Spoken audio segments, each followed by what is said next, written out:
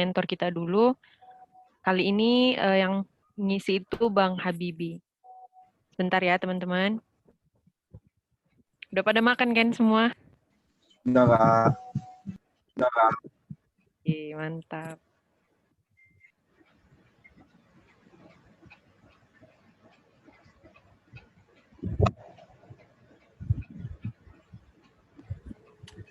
Halo.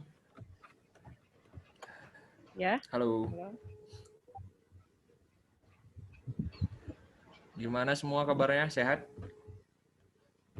Sehat, Bang. Alhamdulillah. Nah, jadi teman-teman sekalian, hari ini kita bakal diisi sama Bang Bibi ya. Cuman beliau ini belum ada bales gitu. Maaf, belum ngangkat. Mungkin lagi ada kesibukan sebentar gitu. Jadi kita agak nunggu sebentar ya. Nah, jadi mungkin teman-teman sedikit saya reminding. Nah, di minggu lalu saya ada kasih tugas kan ke teman-teman sekalian kan.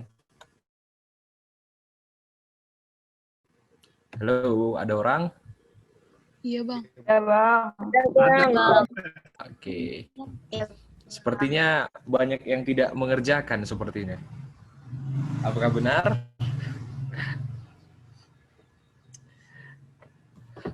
Ada suaranya? Sepertinya enggak, Bang. Gimana? Sepertinya semua mengerjakan, Bang. Luar biasa nih. Ini solidaritas di Sepres ini luar biasa ya. Terutama dari Iwan ini.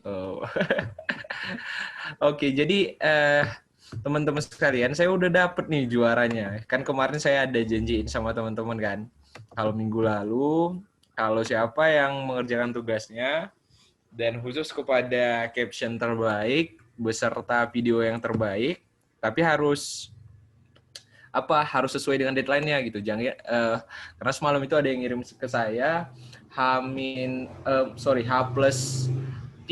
H+2 setelah saya kasih instruksinya gitu. Dan saya sebenarnya agak kecewa sih gitu. Karena teman-teman nggak sesuai deadline-nya gitu kan. Tapi nggak apa-apa teman-teman. Artinya udah ada keinginan dari teman-teman sekalian ya untuk melakukan tugas yang saya berikan.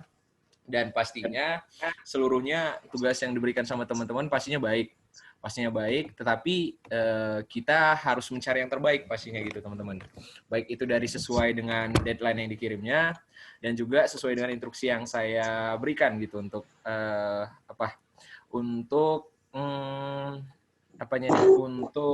videonya sendiri beserta captionnya gitu. Saya udah ada nama nih teman-teman. Cuman saya mau cek dulu ini kira-kira ada nggak ya orangnya di sini ya. Ini pada hadir semua kira-kira teman-teman kalian? Udah pada hafal atau pada ingat nggak kira-kira teman-teman satu sekolahnya nih? Nanti belum pada ingat ya kan? Nah, kita cek. Sepertinya ada nggak ya orangnya di sini?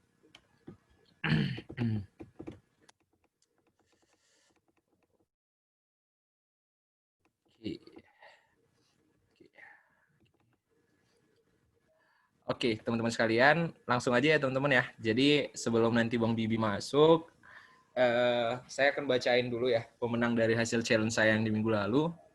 Itu atas nama, ini agak kurang menegangkan ya kan, karena nggak ada musik sana sini kan. Tapi ya nggak apa-apa. Yang terpenting kalian udah melakukan yang terbaik dari hasil challenge ini gitu. Kalau nanti ada orangnya langsung langsung on sound ya. Ada orangnya? Halo, Rizka Monika. Halo. Ada, Bang. Ada Rizka. Oke, coba on Rizka Monika, coba on sound. Abang mau cek yang mana orangnya. Sini, Bang. Oke, coba ya. Oke, good. Oke, kira-kira kamu bisa nggak bagiin tips sama teman-teman kamu? Kenapa kamu bisa juara nih? Karena ada berapa ratus orang di sini ya kan? Dan kamu terpilih jadi yang terbaik nih. Kira-kira bisa nggak sedikit kamu sharing nih, Rizka, sama teman-teman kamu semua, gimana supaya memberikan caption terbaik? Kira-kira apa poin-poin terpentingnya? Silakan coba, Rizka. Kalau untuk caption, saya caption sama video hampir sama sih. Yang penting kalau aku pribadi ya jujur aja, Bang. Penting kayak jujur aja, sejujur-jujurnya buat. Karena aku kan emang mandang kalau mengenai Mapres ini kan bukan hanya tentang gelar, tapi tentang kerja keras dan juga pengabdian. Gelar mahasiswa berprestasi itu hanya kayak bonus gitu loh Bang. Jadi ya udah itu aja kutumpahin ke captionku, jadi kayak benar-benar jujur aja, yang penting jujur dari hati yang paling dalam gitu Bang. Siap. Mantap. Mantap kata teman-teman ya. Oke. Jadi Rizka nanti bisa PC abang ya, bisa PC abang lebih lanjut ya. Nanti abang bakal kasih rewardnya nanti gitu. Oke. Oke Bang. Oke ya, yang lainnya sebenarnya cukup membingungkan ya sebenarnya. Karena dari yang kalian kirim itu kalian ada ratusan orang ya teman-teman ya. Ada ratusan orang dan caption yang kalian kirim beragam lah. Beragam. Ada yang memulainya dengan video lah, ada yang memulainya dengan inilah. Cuman kita bisa memilah nih dari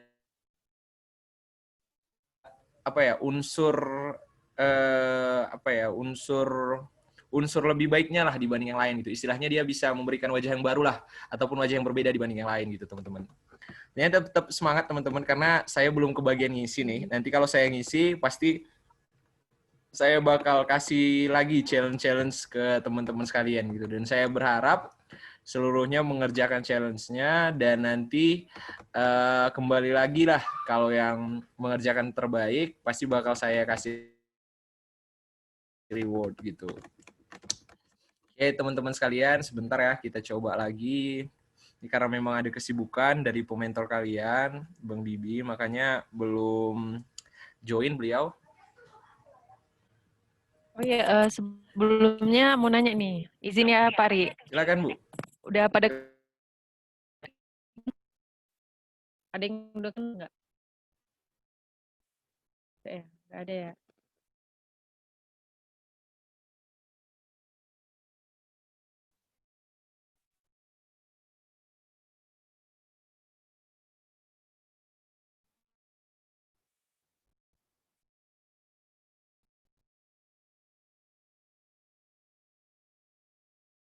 Halo? Putus tadi Bu ya. Yuk lanjut Bu ya.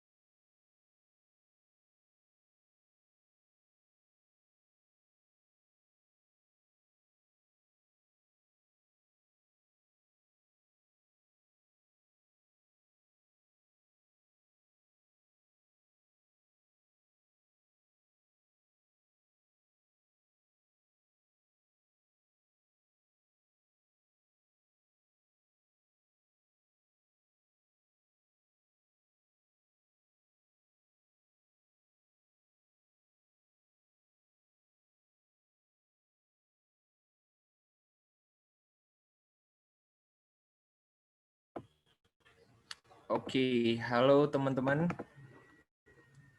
Gimana suara saya terdengar? Dengar Bang. Alhamdulillah jelas Bang. Alhamdulillah jelas ya. Terdengar, Siap, siap. Oke, siap. Bentar. Nah, oke teman-teman. Karena memang Bang Bibi belum belum ada kabarnya nih, karena memang mungkin ada kesibukan, karena tiba-tiba lost kontak kita dengan beliau. Jadi mungkin hari ini bakal saya aja yang ngasih materi ke teman-teman. Saya sedikit aja mungkin memberikan materi ke teman-teman, paling lama sampai jam 2 aja teman-teman. Mungkin sebelum saya mulai, yang boleh on kamera dulu semuanya.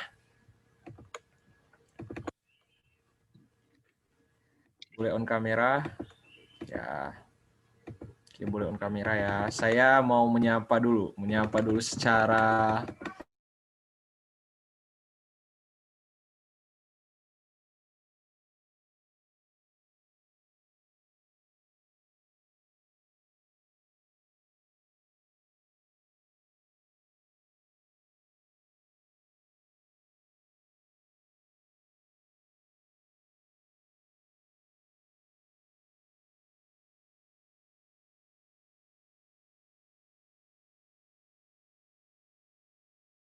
Konsul Ada Bang. Agresia Reta. Dari mana Agresia? Saya dari Kota Dumai, Riau, Bang. Siap. Kita dari Dumai Riau. Riau terkenal dengan apa ya? Kota Lancang Kuning ya? Yes, benar, Bang. Siap. Ada lagi yang di luar Sumatera Utara? Saya Bang, Siap. Siapakah dia? Halo, halo. Natasha. Natasha, sebentar ya, Abang cari dulu. Oke, dapat. Nah, Natasha, dari mana? Saya dari Batam, Kepulauan Riau. Nah, kawannya nih, sebelah Riau nih, Kepri. Oke, siap. Kepri, ada lagi dari Aceh lah dulu, dari Aceh, dari anak Nanggro. Ada nggak kira-kira dari anak Nanggro? PS Store Bang katanya. Waduh, kacau nih. Ada dari Nanggro? Siapakah dari Nanggro? Ada Bang. Leodi. Dari mana Leodi? Dari mana Leodi? Dari Aceh Bang. Aceh mana? Aceh mana? Saya Aceh Tenggara. Oh, Kang Alas dari kita dah. Enggak. Cuman tinggal di sini aja. Oh, siap. Dikirain tadi orang Alas kan. Oke, siap. Ada lagi kira-kira di Aceh? Yang dari Aceh? Oke, mungkin sudah habis ya. Izin ke toilet, Bang, boleh. Asalkan jangan dibawa aja kameranya ke toilet kan, berat nanti kita. Oke, jadi teman-teman sekalian, kalau berbicara public speaking ini sebenarnya saya nggak bakal panjang-panjang lebar, teman-teman. Karena kalau public speaking ini lebih kepada praktis dia, teman-teman. Karena kalau teman-teman nguasain hanya secara material kepada public speaking ini, ilmu public speakingnya nggak bakal terpakai gitu, teman-teman. Makanya public speaking ini lebih kepada praktis gitu. Jadi ini mungkin kita lebih sering kepada sapa-sapaan dan mungkin kita lebih sering ngasih tanya-tanya pandangan teman-teman. Nah, jadi gini teman-teman sekalian, karena saya yang bakal bawa materi, saya bakal sering bergerilya nih langsung kepada teman-teman sekalian. Nah, saya mau tanya dulu, kemarin kan di minggu lalu saya ada kasih challenge ke teman-teman bahwasannya apa sih itu public speaking, kenapa teman-teman wajib ataupun kenapa teman-teman mau join Sekolah Akademi Mawapres, dan teman-teman udah jawab sesuai dengan argumen teman-teman sekalian gitu. Nah, hari ini saya mau tanya langsung kepada people to people, nah seputar public speaking gitu. Saya langsung ke yang lagi tunduk aja nih, Salsabila Aulia. Halo. Ya, halo Bang. Halo Salsabila. Iya Bang, halo. Oke, kira-kira menurut kamu public speaking itu apa? Public speaking itu ya kesempatan kita untuk berbicara di depan publik, tapi kita nyampein pesannya itu yang efektif, yang efisien. Mungkin kalau misalnya suatu ide yang harusnya itu disampaikan, bisa makan waktu jadi 2 jam. Nah, kalau orang yang menguasai ilmu public speaking, maka itu bisa disampaikan dalam waktu ya, mungkin hanya dalam beberapa menit gitu Bang. Jadi ketika dia bisa tampil pede, percaya diri, ilmu public speaking seputar itu yang saya tahu Bang. Siap. Maaf Bang, tadi nunduk. Oh, nyantai. Oke, Abang kirain tadi kan sengaja menundukkan pandangan kan. Tapi kalau virtual aman lah insya Allah ya. Siap, tadi kita udah ke Salsabila. Abang mau ke siapa lagi ya? Karena kita ini nyantai aja nih, Dik. Kalau public speaking ini nggak boleh dibawa serius sekali kan. Yang penting praktisnya gitu. Abang mau ke Yoga Pratama. Halo Yoga. Oke, kira-kira public speaking itu gimana Kalau tuh, menurut Yoga? Yoga sih Bang, Menurut Yoga? ya kalau menurut Yoga sih Bang, public speaking itu komunikasi secara lisan yang efektif di depan audiens banyak gitu Bang. Dengan catatan komunikasinya ini bisa dipahami oleh audiensnya itu Bang. Oke, siap. Oke ya, berarti kalau tadi Abang ke Salsabila tadi katanya efektif. Kalau ke Yoga katanya bisa dipahami. Nah, dia udah kepada objeknya nih. Kalau Salsabila tadi lebih kepada subjeknya, sedangkan Yoga lebih kepada objeknya. Nah, Abang mau tanya satu pandangan lagi ya. Abang ke Alvina Ayu Mumtaz. Ya, halo Alvina. Hadir, Halo. Bang. Hadir, Oke. Bang. On Ya. kamera lah, Alvina. Lagi rame di rumah, Bang. Oh, nyantai. Oke. Iya. Ya, kira-kira menurut Alvina, public speaking itu gimana? Public speaking itu kemampuan berbicara seseorang di depan umum, Bang. Oke, siap. Berarti artinya kalau tadi ke Salsabila dia ke subjeknya tentang efektif, kalau kita ke Yoga tentang objeknya, yaitu memahamkan seseorang gitu tentang public speaking atau pesan yang akan disampaikan dia. Sedangkan kalau Alvina lebih kepada apa ya? Lebih kepada tempatnya gitu ataupun keterangannya, bahwasannya memang disampaikan di depan umum gitu. Nah, teman-teman sekalian sebenarnya benar, bahwasannya public speaking ini secara pengertian adalah adanya pesan gitu teman-teman, adanya pesan yang akan kita sampaikan kepada seseorang melalui rangkaian kata yang sudah kita susun ataupun rangkaian kata yang akan kita sampaikan kepada orang tersebut, yang tentunya audiensnya ataupun objeknya tidak bisa secara personal ataupun people to people ataupun kategorinya orang banyak gitu teman-teman, karena kategorinya sini kan konteksnya adalah publik gitu. Nah, jadi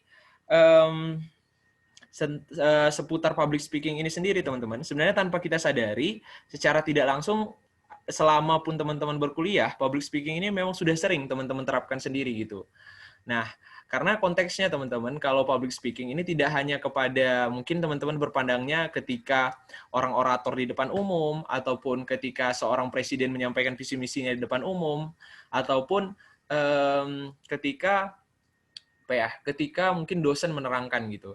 Tapi konteksnya teman-teman, bahkan teman-teman gini ya, bahkan teman-teman misalnya nih, teman-teman ada 5 orang dan satu teman-teman akan memaparkan ide teman-teman. Dan itu sebenarnya sudah dalam konteks public speaking juga gitu, karena yang penting dari konteks public speaking ini adalah objek ataupun pesan yang akan teman-teman sampaikan kepada orang yang akan teman-teman tuju gitu. Artinya dalam konteks public speaking ini kita tidak mendasar kepada tidak mendasar kepada panggung besarnya, tetapi kita lebih kepada pesan moral ataupun pesan yang akan kita sampaikan kepada orang tersebut gitu.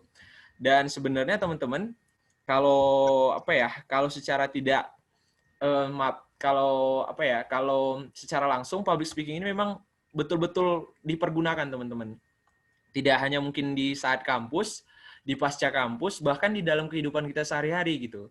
Karena di dalam konteksnya public speaking ini teman-teman, kita harus menguasai beberapa ilmu dalam mewujudkan public speaking yang baik tentunya.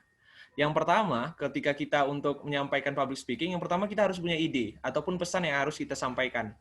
Yang kedua, ketika kita public speaking, kita harus juga punya ilmu meyakinkan gitu. Artinya ilmu meyakinkan, pesan yang kita sampaikan ataupun pesan yang akan kita sampaikan nantinya betul-betul memang meyakinkan dia gitu. Dan yang ketiga, yang paling penting adalah pesan ataupun pesan moral yang akan kita sampaikan itu betul-betul sesuai dengan objeknya gitu. Karena jangan nantinya ketika teman-teman melakukan public speaking, teman-teman mau menyampaikan ide seputar politik, tetapi konteksnya orang yang teman-teman audiensnya adalah anak SD, kan tidak sesuai dengan konteksnya. Artinya teman-teman, yang poin nomor 3-nya itu tadi sangat penting gitu. Artinya ketika kita sudah menyiapkan pesannya, kita sudah siapkan poin-poin meyakinkannya, tetapi kita juga harus melihat kepada audiensnya. Ketika audiensnya itu tadi mungkin masyarakat, artinya teman-teman harus tahu bahwa alur ceritanya nih, berarti ini yang mau disampaikan. Ketika pun teman-teman misalnya melakukan demo, misalnya menentang sebuah kebijakan dari pemerintah, dan audiens teman-teman ataupun masa teman-teman adalah mahasiswa, berarti teman-teman harus tahu nih cara meyakinkannya gitu. Pesan yang teman-teman mau sampaikan kepada mereka adalah meyakinkan mereka bahwasannya kebijakan yang dikeluarkan pemerintah tadi adalah betul-betul buruk. Dan bagaimana teman-teman coba mengerahkan mereka dan meyakinkan mereka bahwasannya tuntutan tersebut memang harus dituntut kepada pemerintah gitu. Nah, jadi seperti itu teman-teman. Dan 3 poin ini sebenarnya 3 poin ini adalah poin yang terpenting untuk teman-teman pegang sebelum teman-teman melakukan public speaking gitu. Dan ini sebenarnya teman-teman tidak hanya bisa dipergunakan saat kita orator depan umum, tetapi saat presentasi juga sama gitu. Ketika kita presentase, kita pun melakukan presentase, tetapi untuk orang ataupun audiens tadi fokus kepada kita, kita harus mengetahui dulu nih pesan apa yang mau kita sampaikan ke audiens. Misalnya nih, saya jurusan hukum, saya mau menjelaskan bahwasannya misalnya UU Cipta Kerja itu adalah UU yang betul-betul bertentangan dengan masyarakat gitu. Berarti pesan-pesan yang harus saya sampaikan adalah UU Cipta Kerja memang bertentangan dengan masyarakat. Poin meyakinkannya, nah tadi kan kita udah poin pesannya nih. Poin meyakinkannya adalah saya harus mengisi nih poin-poin apa saja yang memang betul-betul bertentangan dengan masyarakat gitu. Kayak misalnya poin pertama, kebijakan buruh harus buruh itu outsourcing kah, ataukah buruh itu pekerja waktu tidak tepat kah, ataukah bagaimana? Itulah istilahnya poin-poin meyakinkannya. Dan ketiganya adalah audiensnya memang betul-betul harus kita pahamkan. Kalau audiensnya mahasiswa, berarti bahasa yang kita sampaikan bagaimana bahasa pendidikan yang seharusnya. Kalau audiensnya masyarakat, berarti kita harus mempermudah lagi bahasa kita supaya bisa dimengerti mereka gitu, teman-teman. Dan 3 poin ini sebenarnya adalah poin terpenting sebelum teman-teman melakukan public speaking gitu. Nah, tadi udah saya paparkan teman-teman ya. Jadi ini saya nggak pakai slide biar istilahnya teman-teman mudah mengerti aja. Karena kayak kembali lagi di awal teman-teman, public speaking ini lebih kepada praktis, tidak kepada ilmu teoritis ataupun ilmu-ilmu materi yang teman-teman terlalu harus baca-baca buku sampai 5-1 jam, tidak. Tetapi teman-teman cukup kuasai basic dan banyaknya nanti lebih kepada praktis. Nah, makin banyak teman-teman berpraktik, makin banyak sharing-sharing secara organisasi, makin banyak mengeluarkan pendapat di muka umum, makin banyak sering-sering rapat, ataupun makin banyak bawa acara, ilmu public speaking teman-teman pasti makin terasa gitu. Karena kembali lagi public speaking adalah ilmu praktis gitu teman-teman. Nah, saya mungkin akan sharing lagi ke teman-teman sekalian. Saya mau menanyakan pandangan nih. Nah, tadi ada yang beberapa on kamera, sekarang kok makin dikit ya yang on kamera ya? Aduh, ini ngeri nih problema anak kampus ini ya kan. Oke, jadi mungkin saya akan ke teman-teman dulu. Saya akan tanya-tanya lagi. Saya akan kemana ya? Saya mau kemana nih dulu ya? Saya ke... Bang, izin ke toilet. Waduh, Khairul Istana ini ke toilet aja terus. Oh, udah balik. Oke. Nah, tadi Abang coba ke Lina Sari Siregar. Halo, Lina. Halo ya Bang. Nah, Abang mau tanya nih pandangan Lina ya kan. Tadi kan kita udah kepada apa nih? Udah kepada pengertian public speaking. Tapi ini Abang mau tanya dulu pandangan. Abang mau kasih kamu waktu pandangannya ini. Mungkin waktunya cukup. Abang kasih waktu nih ya. Ntar ya. Abang kasih kamu waktu 30 detik. 30 detik dari sekarang. Abang mau kasih nyuruh kamu buat pandangan tentang bagaimana pendidikan Indonesia. Boleh? Boleh, Bang. Oke. Kita mulai ya. 30 detik dimulai dari sekarang. Silakan. Terima kasih, Bang, atas kesempatannya. Menurut saya, pendidikan di Indonesia itu sekarang mulai rendah, Bang. Kenapa? Karena yang pertama, kita di masa pandemi ini, kita lebih banyak menggunakan teknologi, sedangkan teknologi masyarakat kita ataupun para pelajar itu masih kayak kurang penggunaannya, Bang. Kenapa? Karena yang taunya cuma kayak media sosial ataupun telecommunicating. Terus untuk media sosial itu masih sangat sedikit menggunakannya ke arah yang lebih positif. Ya udah habis. Habis. Oke. Ya, sekarang Abang mau ke nanti Abang review ya. Tadi Lina ya. Ntar ya, Abang tadi udah ke Lina, Abang mau kemana lagi ya? Abang mau ke Dwi Farah yang mukanya paling gugup. Menurut Abang ya, dari sini soalnya. Halo Dwi Farah. Halo Bang. Oke. Kamu sehat ini? Sehat Bang. Maaf Oh, ya Bang, alhamdulillah. hujan. Oh iya nggak apa-apa. Yang penting kamu sehat, abang pun tenang gitu kan. Oke, jadi abang mau tanya nih pandangan kamu seputar apa ya? Tanya seputar pandangan kamu tentang 1 tahun Jokowi, Bapak Jokowi. Boleh? Boleh. Nah, bebas nih pandangannya ya. 1, kita mulai ya, waktunya 30 detik dari sekarang. Terima kasih atas kesempatan Abang memberikan saya argumen saya ingin memberikan argumen tentang 1 tahun Jokowi. Menurut saya menjadi pemimpin itu nggak mudah karena menjadi pemimpin itu ada baik dan ada enaknya dan enggaknya. Menurut saya Pak Jokowi itu sudah memberikan yang terbaik untuk masyarakatnya, baik sesuatu yang menguntungkan masyarakatnya dan ada kebijakan kemungkinan yang tidak sesuai dengan kemauan dari masyarakat, dan mungkin itu sesuatu yang harus diperbaiki baik dalam keadilan masyarakat maupun pendapat dari masyarakat harus lebih didengar. Oke, terima kasih ya Dwi Farah ya. Sekarang yang terakhir siapa ya? Ini yang lagi mengantuk nih. Musa, halo Musa. Ya Bang. Siap, Musa. Ini kemarin abang nih wawancara ini luar biasa nih ya. Abang mau tanya nih, Musa, abang mau kasih challenge ya, 30 detik dari sekarang. Pandangan Musa seputar Undang-Undang Omnibus Law. Oke ya, pandangan aja. Oke ya, 30 detik dimulai dari sekarang. Insya Allah nggak ada buzzer kok di sini. Yuk. Baik, terima kasih kepada Abang yang telah memberikan saya kesempatan untuk berbicara, di mana menurut saya pandangan Omnibus Law ini yaitu undang-undang yang setidaknya tidak berpihak kepada masyarakat yang di kelas bawah. Sebab kenapa? Ya memang ditampak dari segi untuk investor atau segala macam memang lebih menguntungkan, dan memang saya tidak terlalu banyak mengetahui bahwa. Oke, thank you. Ya. Oke, Musa ya, thank you semuanya argumennya. Dan ibaratnya ini kita apa nih? Jadi biar lebih nyambung kan. Tadi kan udah ada para narasumber kita yang luar biasa ya. Tadi ada beberapa lah. Tadi ada siapa tadi ya? Yang Siregar tadi yang mana nih orangnya? Kok mati ya apanya? Kameranya. Tadi yang pertama siapa? Halo. Gina Sari, Pak Ri. Oh, Gina Sari ya. Kalau mati kameranya abang pun nggak tahu kan. Oke, yang kedua nih tadi Dwi Farah, yang ketiga tadi Musa.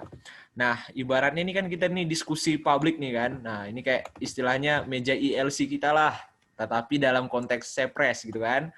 Nah, abang mau kasih dulu nih penanggap. Penanggap pertama itu Hasbikun. Nah, dia ini semangat nih ekspresinya abang tengok nih. Halo Hasbikun. Oh ya, emang. Yang mana nih penanggap Bang? Ya, abang mau kasih dulu Hasbikun dalam konteks public speaking nih. Ini kan Hasbikun ini ibaratnya ini ahli public speaking lah. Nah, menurut Hasbikun yang tadi ngasih apa ya? Ngasih tanggapan pertama itu gimana tuh kira-kira Hasbikun? Yang di mana tuh apa ya? Pendidikan. Iya, benar.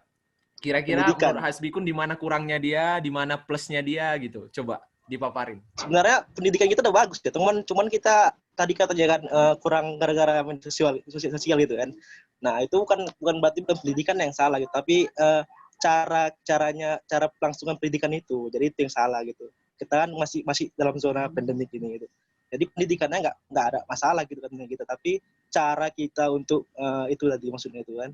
Jadi itu memang benar gitu kan. Media sosial ini memang nggak mungkin lah gitu kan kita dapat maksimal gitu di kala pandemi ini, ya memang nggak mungkin gitu kan. Karena apa? Karena kita terkendala berbagai macam gitu ya, benar bilangnya gitu kan. Namun kita bukan masalah pendidikan, tapi kita masalah dalam pelaksanaan pendidikannya itu. Ya, itu dia lebih pas ya gitu kan. Oke. Kalau itu kan dari apanya nih, dari konteks yang dipaparinnya. Kalau dari cara penyampaiannya Hasbikun, gimana dari cara penyampaiannya? Penyampaiannya tuh cukup kurang langsung ke ininya, langsung ke pokok subnya gitu, langsung pokok substansinya gitu, substansinya kurang dapat, jadi dia langsung aja bilang gitu. Kalau misalnya ada suatu pembahasan langsung ke intinya aja, nggak usah banyak bacot, langsung banyak pendekatan langsung aja bilang ke intinya. Kayak tadi Presiden Jokowi, Presiden Jokowi memang nggak bagus kinerjanya gitu, ditinjau dari berbagai aspek manapun nggak bagus gitu, dari ekonomi nggak bagus ya, langsung aja bilang gitu, nggak usah banyak kayak banyak pendekatan lain gitu. Itu sih. Oke, siap Hasbikun. Oke ya, thank you ya penanggap pertama ini sepertinya dari gerakan mahasiswa nasional Indonesia nih, dari gaya-gayanya. Enggak, sorry. Enggak bawa. Oke, sorry ya. Oke. Thank you ya Hasbikun ya. Penanggap pertama ya. Abang mau ke penanggap yang kedua nih. Abang mau kasih waktu ke Hafidah Oktaviani. Halo Hafidah. Ya, halo Bang. Abang mau nanya pandangan Hafidah dari Dwi Farah tadi. Nah, dari cara dia public speaking tuh gimana tuh menurut Hafidah? Yuk, kasih masukan ke temennya. Gimana kira-kira? Baik Bang, terima kasih. Kalau menurut saya yang public speaking Dwi Farah tadi sudah cukup bagus ya Bang, karena Dwi Farah tadi sudah memaparkan apa yang Abang suruh tadi. Cuma yang kurang di sini mungkin karena diminta secara tiba-tiba, jadi belum mempersiapkan apa yang harus dikatakan, jadi masih agak ragu dalam penyampaian gitu Bang. Terima kasih. Oke, thank you. Oke, Hafidah, penanggap kedua kita.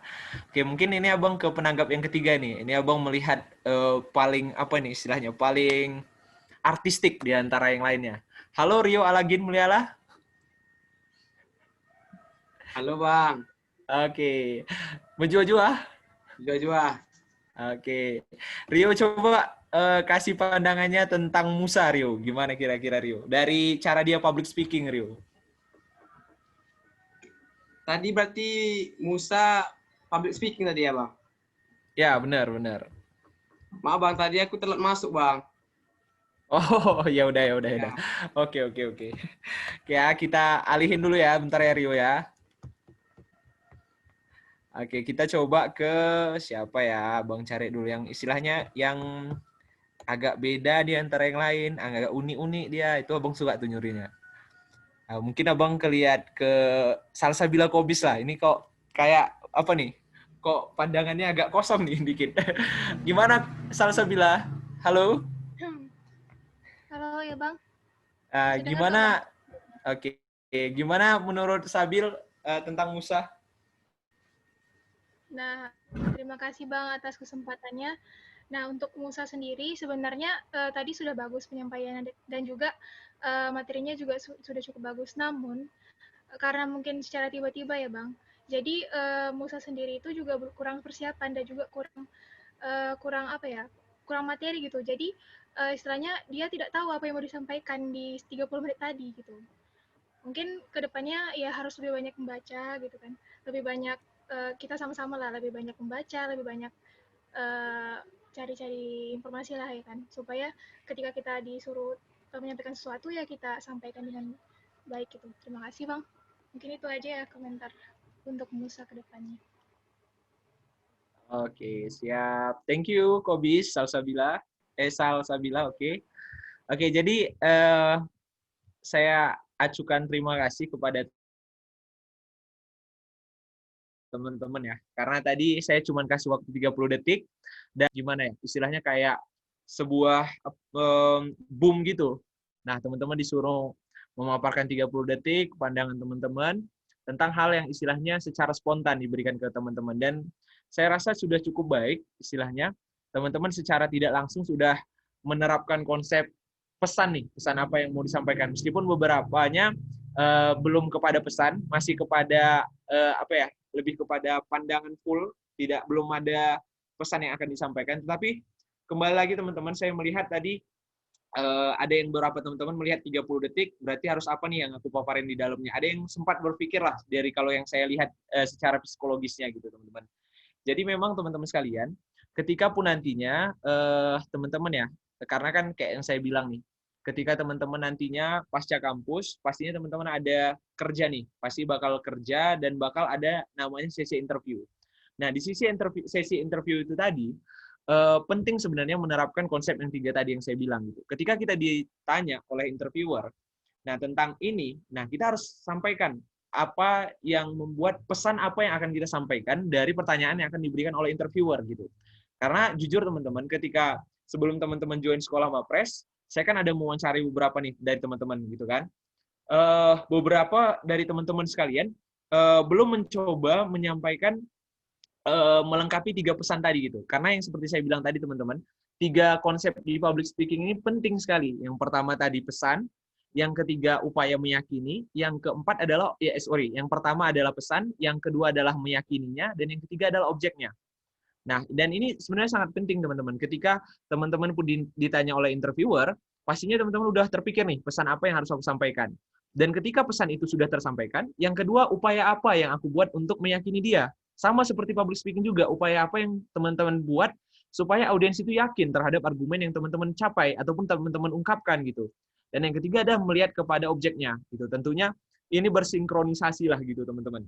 Jadi ini ilmu yang penting untuk kita terapkan teman-teman. Meskipun itu dalam kategorinya teman-teman cuma dikasih waktu 30 detik, 1 menit kah, ataupun sampai 10 menit. Tetapi ketika 3 konsep ini tadi betul-betul teman-teman terapkan, ujung-ujungnya saya percaya meskipun nantinya teman-teman ditanya pertanyaan sesulit apapun itu, tetapi karena teman-teman menerapkan 3 sistematika tadi, pastinya pesan yang teman-teman sampaikan betul-betul akan tersampai gitu teman-teman. Dan ini sangat penting tentunya gitu teman-teman. Nah, jadi ini teman-teman kita akan lagi ke teman-teman dulu, kita lebih sharing-sharing aja dan tanya-tanya pandangan.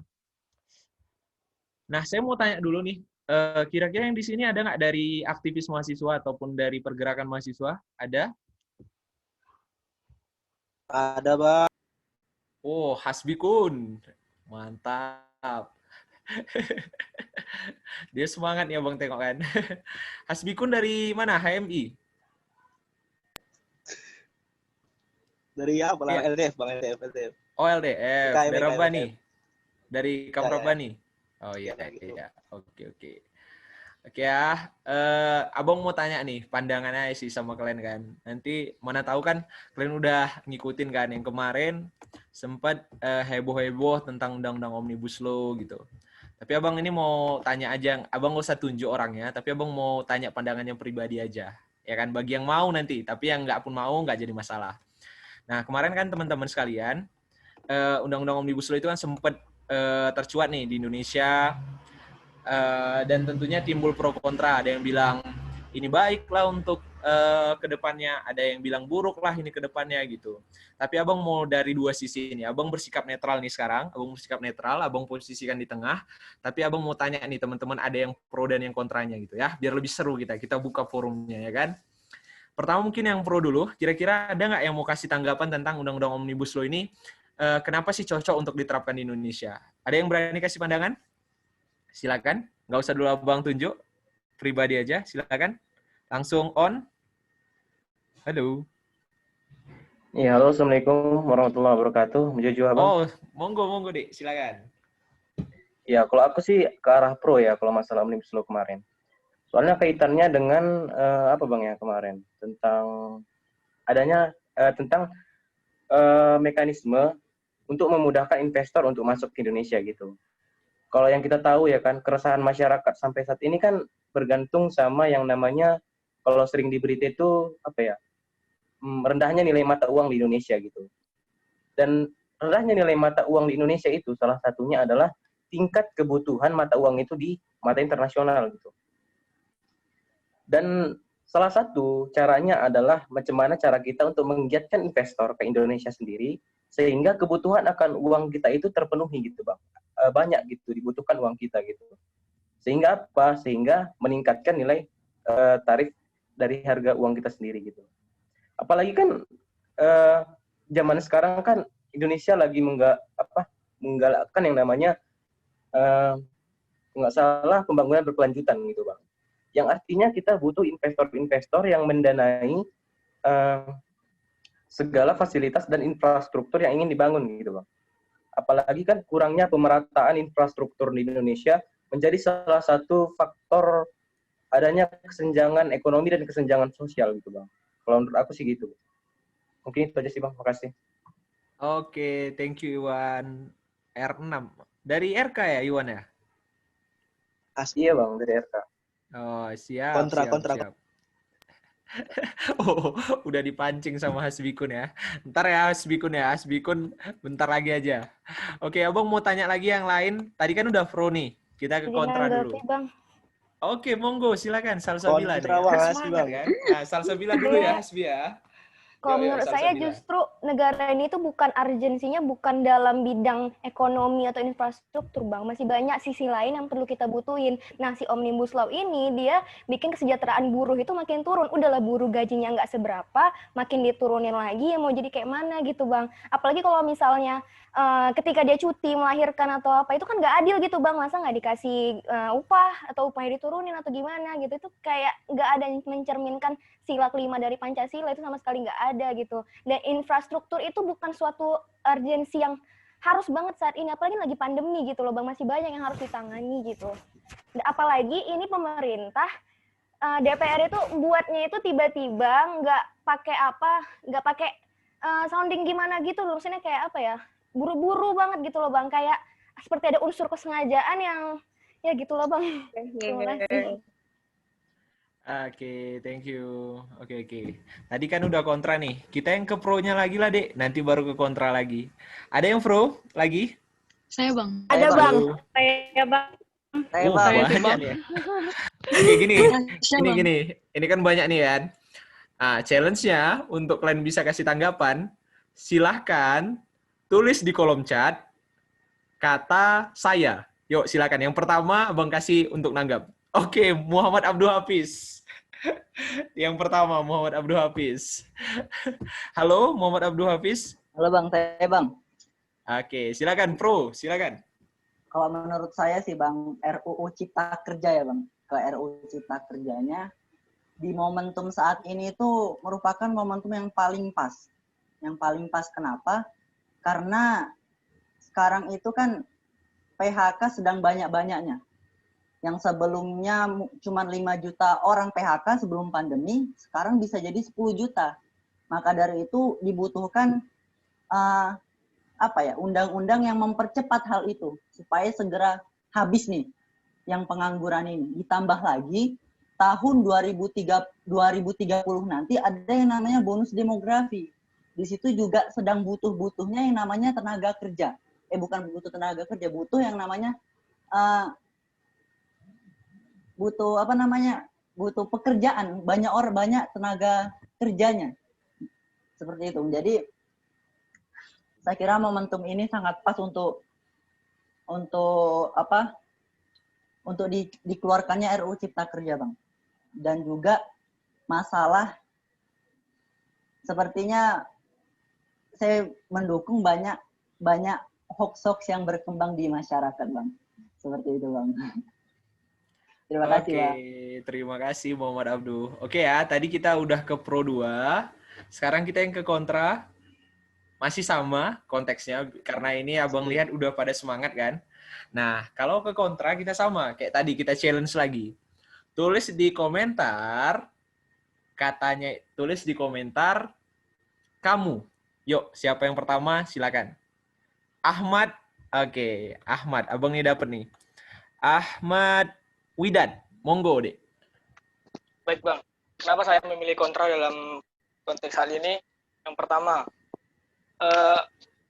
di dalam undang-undang tersebut bertentangan dengan buruh dan permasalahan pada saat ini ya. Kemudian, di sisi lainnya, dalam pembentukan RUU ini sendiri, yang seharusnya sekitar dari bulan 2 kemarin, ada yang kalau tidak salah draft yang 800 dan 900, itu semua yang para per DPR itu semua tidak membaca. Berarti asal menjadikan ini langsung setuju, langsung ketok palu aja tentang RUU Cipta Kerja ini. Kemudian disangkutkan kepada politik. Nah, sementara kita melihat di daerah Jakarta sana, bahwa PSBB sendiri dilarang oleh Gubernur Pak Anies Baswedan. Nah, sementara demo tersebut, demo yang mengeluarkan hak untuk berdemo ini yaitu dari Polda. Nah, antara Polda dan pemerintahan di Jakarta ini kan simpang siur, tidak bertemu gitu kan. Kemudian ada opini bebas yang mengatakan bahwa dari disahkannya RUU Cipta Kerja ini yang berakibatkan demo kemudian dilarikannya ke politik, begitu Bang. Oke, terima kasih ya Ahmad Widat ya. Oke, jadi benar teman-teman sekalian. Jadi kan teman-teman tadi sudah saya kasih kesempatan untuk memaparkan argumen pro ataupun kontra di isu yang sangat berkembang saat ini, yaitu seputar Undang-Undang Cipta Kerja ataupun Omnibus Law sendiri. Nah, kenapa teman-teman? Saya rasa penting untuk penyadaran terhadap isu-isu ataupun segala permasalahan yang ada di negeri ini saat ini, khususnya kepada kita gitu. Istilahnya teman-teman yang dibina di sekolah mahasiswa berprestasi ini harus ditanamkan ya jiwa kesadarannya terhadap segala persoalan di negeri ini gitu. Karena gini teman-teman, mungkin saya agak menyayangkan ya, karena gini, banyak teman-teman sekalian ya, kita lihat di kampus kita saja, tidak usah jauh-jauh teman-teman, banyak mahasiswa yang sudah kaya secara akademis teman-teman, kaya secara akademik, menang lomba di sana-sini, menang segala lomba lah di sana-sini. Tetapi kalau berbicara tentang urusan orang banyak ataupun tentang urusan negara, dia tidak peduli teman-teman. Dan di sini melalui Sekolah Akademi Mawapres ini, kami ingin menanamkan kepada teman-teman bahwasannya teman-teman ketika dibina di Sekolah Akademi Mawapres, teman-teman ini tidak hanya kepada timbulnya nanti insan-insan yang berprestasi, insan-insan kaya secara akademis, tetapi teman-teman juga bakal menjadi pelopor penentang baik itu kebijakan yang mungkin nyeleneh, teman-teman juga yang sebagai pemantau utama terhadap segala hal-hal yang dilakukan pemerintah, yang apalagi hal-hal yang memang berhubungan dengan masyarakat gitu. Dan itu yang sebenarnya yang penting untuk disadarkan kepada teman-teman sekalian gitu. Karena gini teman-teman sekalian, kalau misalnya teman-teman yang kita orang yang nanti berpandangan seputar isu persoalan di pemerintah, orang-orang yang tidak berprestasi ataupun orang-orang yang tidak terlalu kaya secara insan akademis, pastinya pandangannya terlalu nyeleneh teman-teman. Kajiannya juga bakalan singkat gitu. Tetapi ketika teman-teman dibina di Sekolah Akademi Mawapres, pasti teman-teman ini bakal kaya secara intelektual, kaya secara akademis. Dan inilah sebenarnya dituntut kita menjadi garda terdepan, teman-teman. Kalau memang itu buruk, ya kita katakan buruk. Kalau ya itu memang benar, ya kita katakan benar gitu. Dan kita sebenarnya yang berperan di sini gitu, teman-teman. Makanya saya sebenarnya apresiasi sekali teman-teman. Teman-teman mau bergabung di wadah Sekolah Akademi Mawapres, tidak hanya tujuan teman-teman tentunya tidak hanya menjadi seorang mahasiswa berprestasi. Kalau tujuan teman-teman hanya menjadi seorang mahasiswa berprestasi, saya katakan teman-teman itu terlalu kecil teman-teman. Tetapi ketika teman-teman meyakini bahwasannya teman-teman dibina di Sekolah Akademi Mawapres ini tidak hanya menjadi seorang mahasiswa berprestasi, tetapi bakal menjadi insan-insan akademis yang baik ke depannya, ataupun orang-orang yang bakal peduli terhadap isu-isu yang berkembang. Karena senantiasanya hasrat seorang mahasiswa harus peduli terhadap sekitarnya, peduli terhadap orang sekelilingnya, dan peduli terhadap masyarakat ke depannya gitu teman-teman. Maka dari itu teman-teman sekalian, nantinya pun teman-teman sekalian, teman-teman dibina di Sekolah Akademi Mawapres ini, cobalah peduli kepada sekitar, tidak hanya kepada pribadi, tetapi coba lihat kira-kira isu sekitar ini sudah baikkah, segala kebijakan ini sudah baikkah kiranya. Kalau misalnya teman-teman tidak baik, ya coba kita luruskan dengan apa daya upaya yang bisa kita buat teman-teman. Thank you untuk pandangannya teman-teman sekalian. Saya sangat apresiasi baik itu di pro ataupun kontra. Saya tidak salahkan, pastinya itu sudah teman-teman kaji secara mendalam pastinya. Tetapi saran saya, baiknya lagi teman-teman, ini bentar lagi bakal ada draft dari RUU Cipta Kerja, Undang-Undang Cipta Kerja ini. Bolehlah teman-teman download, teman-teman baca secara mendetail. Mungkin ini sekitaran, banyak yang bilang ada 800 pasal, ada yang 1000 pasal, tetapi boleh saja teman-teman coba scroll-scroll, baca-baca sedikit-sedikit gitu, biar istilahnya tahu lagi lebih mendetail tentang pasal-pasal yang ada di Undang-Undang Omnibus Law ini gitu. Tapi tidak langsung kepada tidak hanya berpatokan kepada media, tidak hanya berpatokan kepada sosial media kita yang berkembang, tetapi teman-teman betul-betul baca real yang ada di draft undang-undangnya itu tadi gitu. Oke, teman-teman sekalian, ini sudah banyak lagi yang on kamera, tapi ada juga yang belum on kamera. Mungkin banyak kesibukan juga, tetapi karena sudah diluangkan hari ini juga luar biasa pastinya teman-teman. Jadi yang sebenarnya gini teman-teman, saya tadi udah poin tentang public speaking-nya saya rasa sudah saya sampaikan kepada teman-teman. Dan secara tidak langsung teman-teman juga sudah berani ataupun sudah implementasikan meskipun tidak memang butuh lagi dilatih, karena tentunya seorang insan pembelajar harus terus berlatih teman-teman. Jangan merasa puas gitu. Karena saya jujur secara pribadi juga saya masih belajar, tetapi di sini saya dikasih kepercayaan, ya saya coba memaparkan apa yang saya punya kepada teman-teman sekalian gitu. Nah, teman-teman sekalian, ini pukulnya siang hari, dan banyak juga sini mata-mata yang agak mengantuk, ada yang agak tertidur sedikit, ada yang mata-matanya coba mau diperem-peremin, tapi malu nampak abang itu nanti disuruh abang itu, jadi coba lagi dibuka lagi, ya kan? Tapi kan udah sarapan, udah makan siang semua ini kan, teman-teman sekalian? Belum, Bang. Udah, Bang. Walah, wajar juga lah ya. Tapi gini aja lah teman-teman. Saya rasa asupan-asupan yang sudah saya berikan ini sudah membuat teman-teman kenyang lah. Itulah bahasa bahasa anak pergerakannya gitu ya kan. Kadang-kadang kalau teman-teman mungkin lihat kan, kalau orang di kampus duduk-duduk aduh mungkin teman-teman sudah kenyang lah dari apalagi kalau kita melihat kan, misalnya lagi ada kajian-kajian dengan permasalahan, padahal nanti kita belum makan siang ya kan, belum pun jajan, tapi ataupun rapat organisasi pasti dibilang, nah kontribusi yang teman-teman berikan, istilahnya untuk apalah, untuk paling tidak sebagai asupan untuk menahan rasa lapar tadi lah istilahnya gitu. Oke, teman-teman sekalian, sebagai akhiran apa ya kira-kira ya, karena saya ini males terlalu banyak nanti ngasih materi ke teman-teman. Takutnya banyak yang loncat kan. Yang penting udah dapet intinya ke teman-teman. Ujung-ujungnya nanti bisa bisa berfaedah ke teman-teman sekalian gitu. Bentar ya teman-teman. Oke, sebentar ya teman-teman.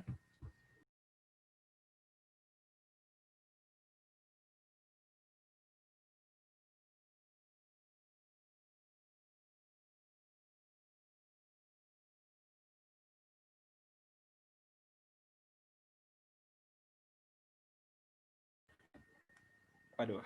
Oke, teman-teman sekalian.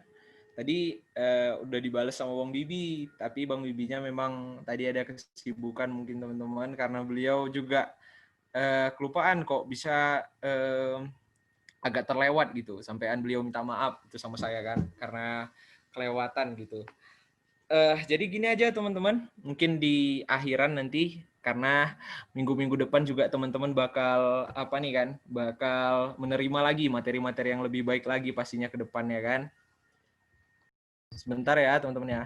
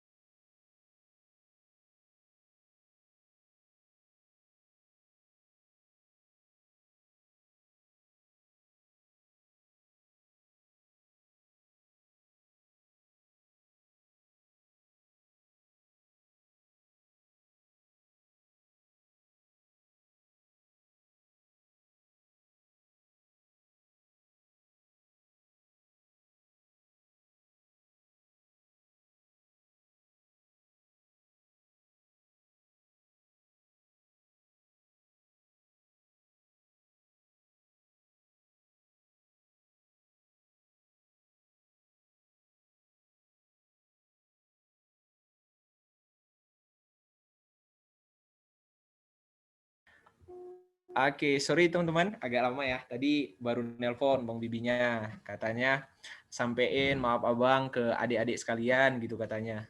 Karena tadi Abang kelewat nih, karena ada tadi kerjaan, jadi kelewat sejam gitu. Ya udahlah, mungkin nanti di minggu depan aja Abang ngisi ke adik-adiknya gitu katanya. Sampaikan nih, udah Abang sampaikan kan maaf beliau kepada teman-teman sekalian gitu.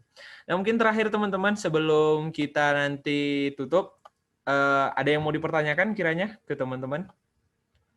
Silakan. Pas Bang. Pas ya. Hasbi ini memang luar biasa nih Hasbi ini. Ada lagi? Ada? Kalau nggak ada biar langsung. Saya Bang. Oh monggo, Justina. Jadi sebenarnya saya tadi kan udah dengar dari pendapat teman-teman mengenai Omnibus Law. Nah, kalau dari saya sendiri sebenarnya penasaran sama pendapat Abang sendiri sebagai mahasiswa hukum mengenai Omnibus Law itu sendiri. Terima kasih Bang. Mau dengar aja sih. Siap. Abang ya sarang dijebak kalian ya kan. Ntar ya kita kumpulin dulu ya. Tadi Justina, ada lagi nggak Dik kira-kira? Kalau yang bertanya seputar public speaking-nya ada nggak kira-kira? Ada? Oke, ada Dik? Oke, nggak ada ya. Oke ya, jadi mungkin Abang kasih pandangan ya. Jadi pertama kalau gini, ini kan Abang mahasiswa hukum dan ketiban juga Abang mahasiswa tingkat akhir Fakultas Hukum. Dan sebelum pastinya Abang berpandangan tentang Omnibus Law ini, Abang kasih gambaran nih ke adik-adik sekalian. Jadi kemarin kita dari Aliansi Mahasiswa Sumut Berduka, yang di dalamnya ada USU, ada UMA, ada Poltekkes, ada apa lagi ya? Ada Polmed, ada UT, Universitas Terbuka. Jadi itu ada mungkin sekitaran 5-6 kampus kami yang ada mengkajinya tentang Omnibus Law ini sebelum melakukan aksi sekitaran 3 minggu yang lalu. 3 minggu yang lalu yang kita lakukan aksi. Nah, jadi gini teman-teman, kalau saya dikasih berpandangan ya seputar Omnibus Law ini ya. Jadi gini, kalau kita berpandangan Omnibus Law ini ada dua nih teman-teman. Ada namanya cacat material, ada material, ada formil. Nah, kalau formil itu lebih kepada proses pembuatan undang-undang ini. Kalau material itu lebih kepada isi dari undang-undang ini gitu. Nah, kalau Abang pribadi berpandangan tentang Omnibus Law ini, apalagi ini mengingat ini pandangan Abang sewaktu apa ya? Sewaktu kami mengajukan tuntutan ya di sekitaran 2-3 minggu yang lalu ya. Di sekitaran 3 minggu yang lalu lah Abang katakan. Kalau Abang berpandangan tentang Omnibus Law itu sekitaran 3 minggu yang lalu sesuai dengan tuntutan kami, Abang merasa Omnibus Law ini cacat secara formil, Dik. Nah, ini kalian agak kuliah hukum lah dikit ya, biar istilahnya agak paham kan. Abang bilang cacat formil. Kenapa Abang cacat formil? Abang bilang, cacat formil ini tadi kan Abang bilang tadi, bahwasannya ini cacat secara pembentukan undang-undangnya. Kenapa Abang bilang cacat? Pertama gini, ketika sebuah undang-undang dicetuskan ataupun dikeluarkan, itu harus memenuhi asas-asas yang akhirnya bisa untuk menerbitkan sebuah undang-undang ataupun undang-undang itu gitu. Dan kalau kita lihat konteksnya Omnibus Law, ini tidak memenuhi asas publisitas gitu, Dek. Karena biasanya sebuah undang-undang itu harus memenuhi asas publisitas. Apa ini maksud asas publisitas di sini? Asas publisitas adalah asas yang mengeluarkan peraturan yang harus diketahui secara umum. Nah, ketahui secara umum ini tadi bukan hanya sekedar kita up undang-undangnya, kita sebarkan secara umum, bukan. Tetapi asas publisitas ini yang harus dipenuhi sebelum keluarnya undang-undang. Yang pertama adalah sosialisasi ke kampus-kampus. Nah, selama ini yang pertama sosialisasi ke kampus-kampus, yang kedua adalah dengar pendapat dengan para insan akademisi. Dan yang ketiga, barulah undang-undang tersebut bisa di-up ataupun di-upload draft rancangan, nah bukan undang-undangnya ya, tapi draft rancangan undang-undangnya di website Badan Legislatif DPR. Nah, kita yang ke pertama nih. Kita yang ke pertama tentang asas publisitasnya tentang sosialisasi ke kampus-kampus. Nah, ini termasuk jadi salah satu PR penting nih bagi DPR. Bahwasannya sosialisasi ke kampus-kampus seputar sebelum Omnibus Law ini tidak ada dilakukan, Dik. Terutama bahkan ke kampus kita USU aja nggak ada dilakuin tuh. Bahkan baik itu melalui media Zoom, ataukah melalui surat kah, ataupun bagaimana, tidak ada dilakukan. Nah, itu yang pertama jadi cacatnya secara formil. Dan itu nggak pernah dilakuin DPR gitu. Dan yang kedua, tentang dengar pendapat dengan akademisi. Maksudnya akademisi di sini adalah dosen. Nah, dosen. Memang sewaktu Omnibus Law ini sebelum diterbitkan, itu sudah ada dengar pendapat dengan salah satu insan akademisi, khususnya dari Fakultas Hukum USU. Kemarin salah satu dosen abang yang diundang, tetapi sangat disayangkan adik-adik, karena memang ini adalah undang-undang ini memang terlalu, terlalu ketat ataupun terlalu erat unsurnya dengan unsur politis. Kemarin dosen abang nih diundang beliau itu dengar pendapat tentang Omnibus Law ini. Tetapi beliau itu bahkan hanya mendengarkan persentase dari DPR, bukan memberikan pandangan tentang Omnibus Law ini, hanya mendengarkan. Coba, kan konteksnya sudah salah lagi kan. Yang kedua ya kan. Yang ketiga juga yang jadi PR, kemarin yang kami kaji dari mahasiswa, makanya kemarin kami dari mahasiswa tidak mengkritisi per pasalnya, karena memang di sekitaran 3 minggu yang lalu itu rancangan undang-undang Omnibus Law ini nggak ada disiarkan ke masyarakat. Dan mungkin yang kalian dapat draft-draftnya, ada yang bilang pasal ini cacat lah, pasal ini cacat, itu hanya rancangan ke-9 bukan rancangan final. Jadi kalau misalnya kalian hari ini berpandangan pasal ini adalah menentang, pasal ini adalah apa, satu sisi abang katakan ya, secara mahasiswa hukum itu masih salah, karena undang-undangnya itu belum difinalisasi yang di-up, tetapi masih yang rancangan ke-9. Makanya kemarin itulah tuntutan kami dari mahasiswa, tidak kepada pasal-pasalnya, kita langsung kepada proses pembentukannya, yang kita katakan itu cacat secara formil. Maka dari itulah ketika sebuah undang-undang cacat secara formil ataupun cacat secara pembentukan, itu bisa dikeluarkan oleh Presiden Perpu ataupun peraturan pengganti undang-undang. Nah, jadi maksudnya Perpu ini dikeluarkan ketika konteksnya undang-undang tersebut sudah salah secara penerbitannya ataupun salah secara proses pembuatannya gitu. Dan peraturan pengganti undang-undang ini hanya bisa dikeluarkan Presiden gitu untuk diajukan Perpu. Dan mungkin yang jadi salah satu PR lagi kan, tadi kan udah abang bilang nih, jadi abang tadi nggak kepada pasal, lebih kepada cacat secara pembentukan. Dan ketika orang abang tuh mengkaji di akhir kajian orang abang, tiba-tiba keluar nih video Presiden Bapak Jokowi di sorenya, ketika kami lagi mengkaji, di malamnya sekitar jam 9.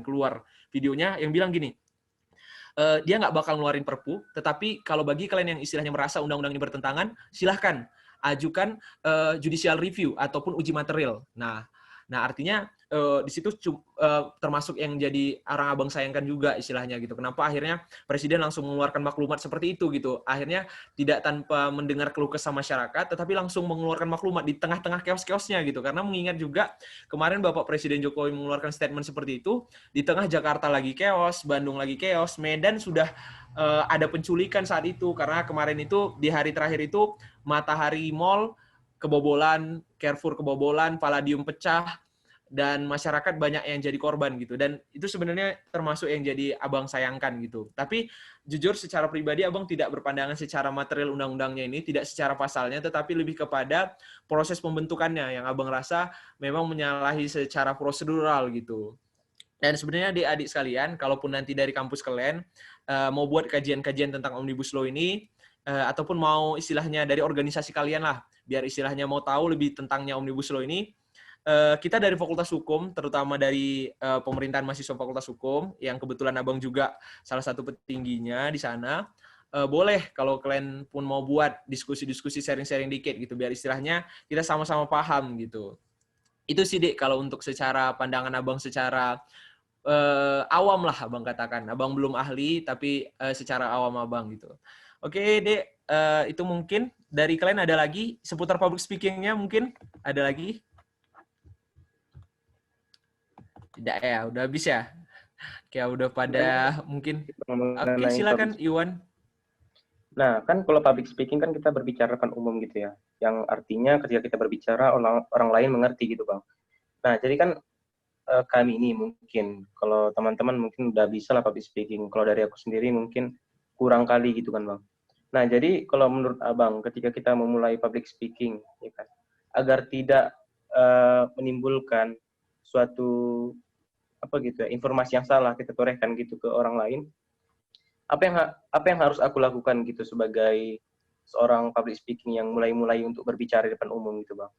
Nah, terus ketika kita menjadi seorang ketika kita berbicara di depan umum gitu. Tentunya kan kita ingin bahwa kita itu didengar oleh orang banyak gitu. Dan masalahnya gitu kan orang-orang cenderung nggak terlalu suka sama kita gitu. Yang masalahnya mungkin karena cara penyampaian kita yang kurang gitu, atau isu yang kita bahas nggak menarik gitu kan. Itu aja sih Bang, mungkin Bang. Oke, baik. Thank you ya Iwan ya atas pertanyaannya. Jadi Abang langsung jawab aja. Jadi Bang, gimana nih kira-kira untuk memahamkan seseorang ataupun memahamkan audiens lah bagi seorang speaker. Kalau public speaking ini kan kalau si pembicaranya kita sebut dengan speaker, agar pesan yang disampaikannya tadi betul-betul tersampaikan gitu. Nah, yang pertama gini, Iwan. Yang pertama adalah pahami konteks apa yang ingin kamu sampaikan gitu. Misalnya gini, Abang misalnya diberi kesempatan menyampaikan seputar mahasiswa berprestasi. Mahasiswa bagaimana tips dan trik menjadi mahasiswa berprestasi. Artinya konteksnya yang harus Iwan bangun adalah kalau konteksnya cara menjadi mahasiswa berprestasi, Iwan terlebih dahulu harus baca ataupun harus siapkan tools-tools apa yang harus Iwan berikan kepada mereka tentang kiat-kiat menjadi mahasiswa berprestasi gitu. Jadi langsung kepada konteks apa yang nantinya ditawarkan kepada kita, langsung tinggal kita buat penjabaran dari poin-poin yang diberikan kepada kita gitu. Agar nantinya poinnya betul-betul tersampaikan gitu. Itu yang pertama. Yang pertama adalah sesuaikan dengan tema, dengan apa yang harus kita sampaikan. Jadi kita menyesuaikan dari tema dengan apa yang kita sampaikan. Yang kedua, setelah kita sudah menyesuaikan dari tema dengan apa yang kita sampaikan, yang kedua pahami audiensnya. Nah, pahami audiens ini adalah sangat penting poinnya teman-teman. Karena kalau misalnya audiensnya itu adalah mahasiswa, berarti kita harus lebih menjor-jorkan tentang motivasi-motivasi yang akan kita berikan kepada mereka gitu. Karena konteksnya mahasiswa ini ketika kita belum memframing mereka dengan konteks motivasi, kebanyakan dari mereka tidak terlalu men-trigger dirinya untuk bisa menjadi seperti itu gitu. Misalnya ini konteksnya mahasiswa berprestasi, Iwan berarti harus kasih nih, kalau jadi mahasiswa berprestasi itu apa sih benefitnya ke mereka, apa sih keuntungannya ke mereka, itulah motivasi-motivasinya untuk men-trigger diri mereka gitu.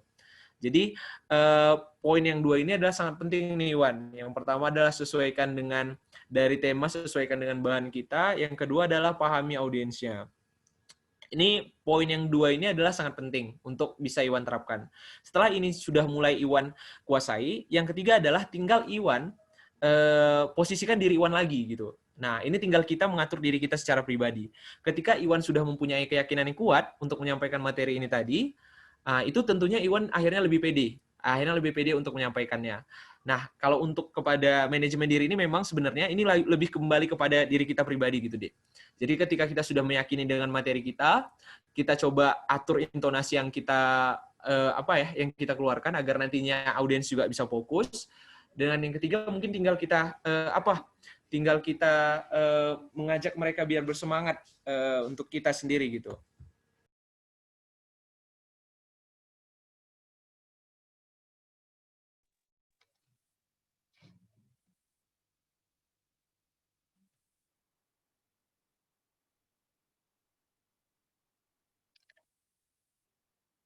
Nah, jadi gitu Iwan. Jadi paling tidak poin-poin tadi itu harus Iwan kuasain. Yang pertama Iwan harus menyesuaikan dengan temanya.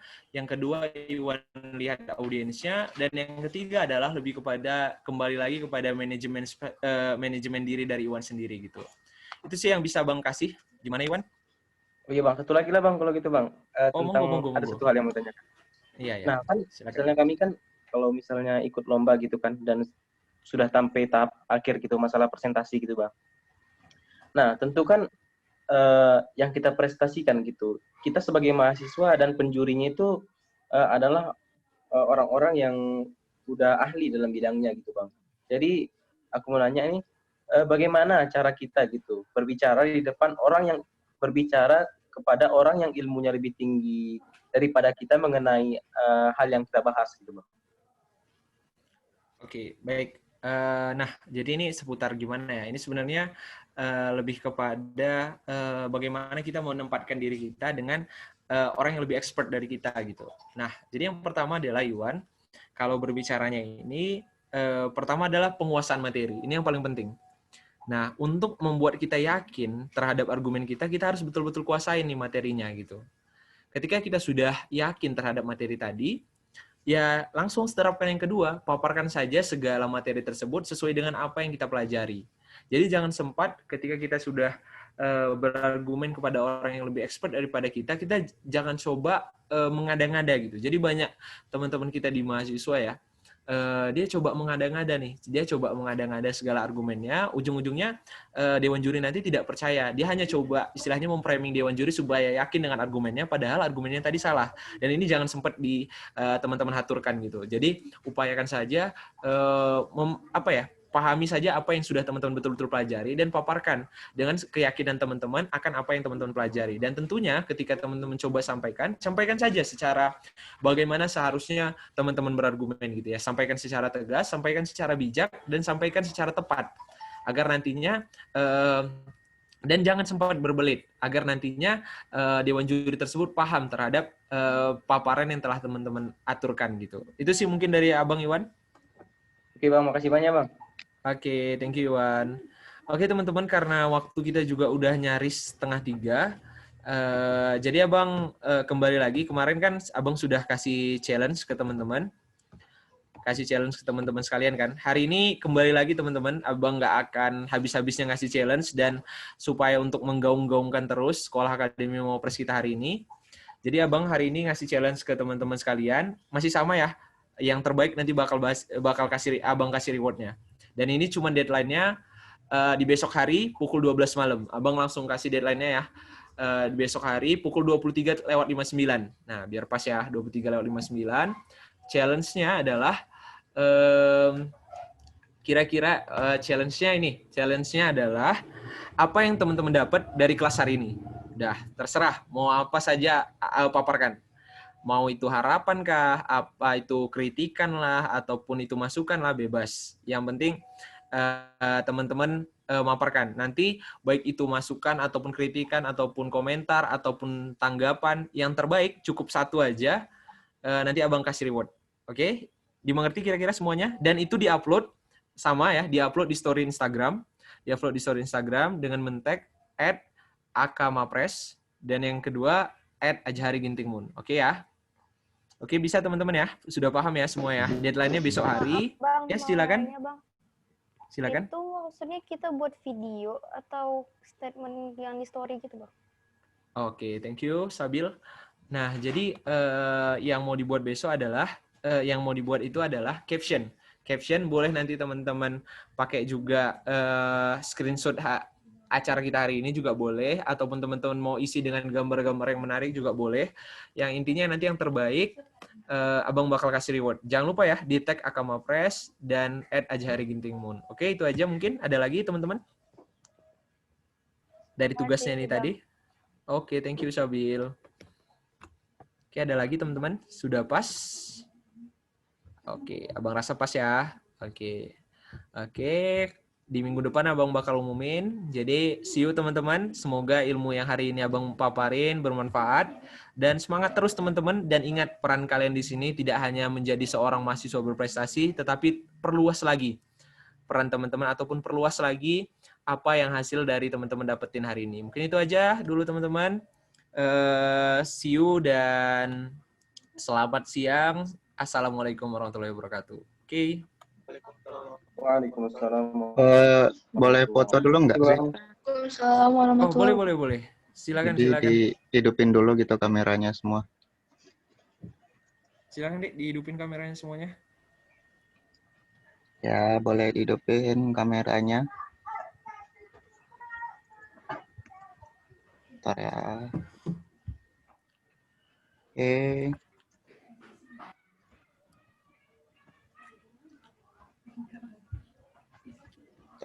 Sekali lagi.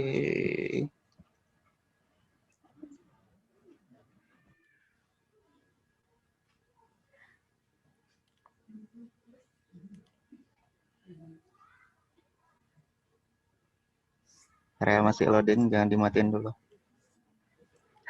Sorry. Oke, kasih pose terbaiknya tuh, kayak Hasbi tuh. Pose terbaiknya.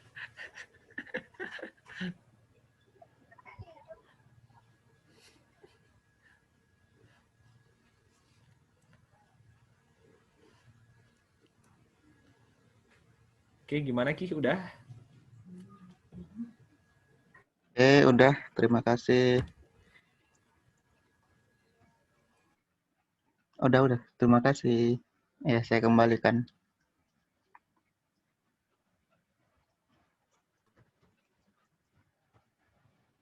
Halo. Ini siapa sih yang disconnect? Oke, thank you adik-adik sekalian ya. Kita jumpa lagi di minggu depan. See you. Makasih Bang. Makasih, Bang. Bang, izin live, Bang. Oke.